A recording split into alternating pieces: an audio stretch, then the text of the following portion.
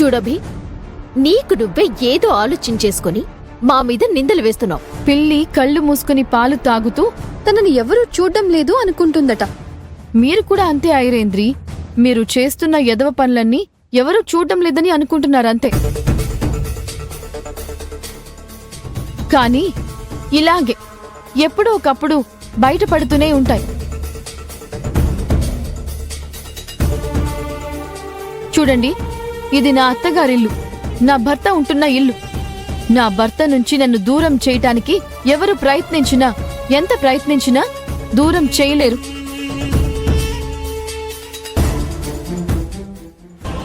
ఎందుకంటే మీరు ఎన్ని ప్రయత్నాలు చేసినా రాహుల్ బాబు మీద నాకున్న ప్రేమ మీ ప్రయత్నాలకి పడగొట్టలేని ఒక అడ్డుగోడలా నిలబడుతుంది.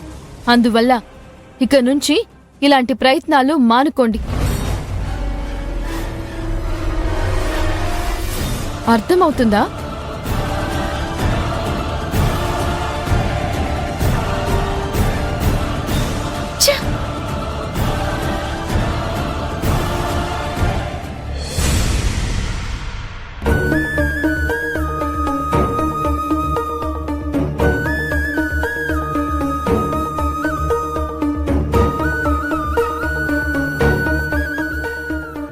నీ పద్ధతి నాకేం నచ్చలేదు వేద. అంత పద్ధతి లేకుండా నేనేం చేశానండి? నిజం తెలియకుండా అభి మీద నింద వేయడం, ఐరేంద్ర వాళ్ళు చెప్పింది నమ్మి అభి మీద దొంగతనం వేయడం, ఇదేమైనా నీకు పద్ధతిగా అనిపిస్తుందా? అభి ఎప్పుడో పద్ధతి తప్పేసింది. నేను కేవలం అనుమానపడ్డానంతే. కేవలం అనుమానపడ్డావా? అలా అనిపిస్తుందా నీకు? దొంగతనం చేసింది అభియే అని నువ్వు నిక్కచ్చిగా చేసిన పని. అభికి తప్ప ఇంకెవ్వరికీ దొంగిలించే అలవాటు లేదన్నట్టు నువ్వు చూపించిన తీరది. పొరపాట్లు అప్పుడప్పుడు జరుగుతూనే ఉంటాయండి. అందుకని అంతలా పట్టించుకోవాల్సిన అవసరం లేదు. మరి అభి ఎప్పుడో చేసిందని పట్టుకునే కదా నువ్వు ఇప్పటిదాకా సాగదీస్తున్నావు.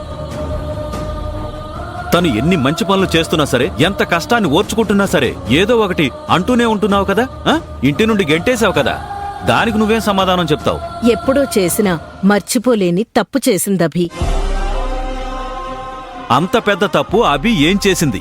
తన భర్తని ప్రేమించింది, దూరంగా ఉండలేక ఏదోకలా దగ్గరగా ఉందామనుకుంది. అందులో నీకేం తప్పు కనిపించింది? చూడండి, మీరెన్ని చెప్పినా నేనభిని క్షమించేది లేదు. ఒకప్పుడు నువ్వే అభిని ఎంతో ఆప్యాయంగా ఇంటికి తీసుకొచ్చావు, రాహుల్కిచ్చి పెళ్లి చేశావు.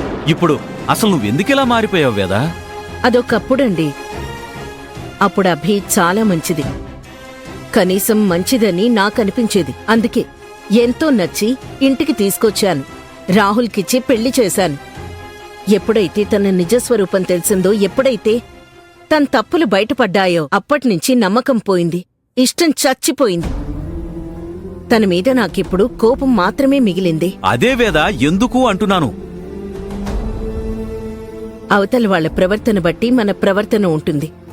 అవతల వాళ్ల స్వభావం బట్టి మన తీరు మారుతుంది.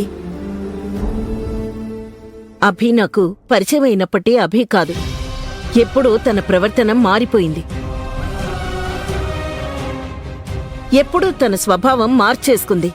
ఇప్పుడు నేనిలా ప్రవర్తించడం నాకేం తప్పనిపించటం లేదు. వేద, నువ్వు చాలా తప్పుగా ఆలోచిస్తున్నావు. తనెప్పుడు నిన్ను కన్నతల్లి కంటే తక్కువగా చూడలేదు.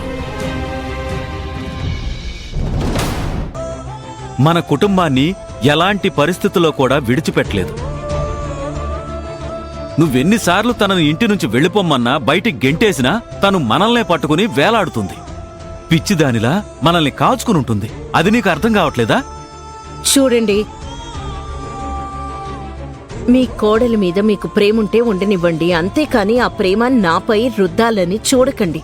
మీరెంత నచ్చజెప్పినా, మీ కోడలి గురించి ఎంత మంచి చెప్పినా నేను వినను. అభి మీద నాకున్న అభిప్రాయం మార్చుకోను. అది ఎప్పటికీ జరగదు.